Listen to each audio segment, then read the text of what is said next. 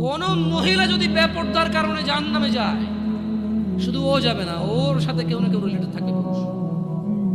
Could be father, বাপ হইতে পারে, বড় ভাই হইতে পারে, তারপর হচ্ছে স্বামী হতে পারে।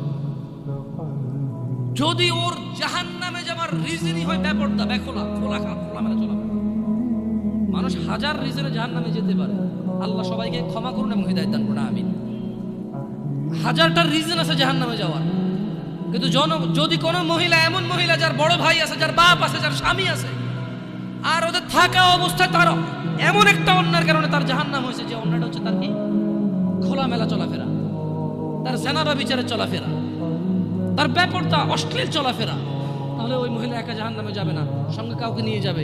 এবার যে লোকটা সংশ্লিষ্ট সময়ে দায়িত্ববান ছিল, তাহলে সে যাবে সঙ্গে।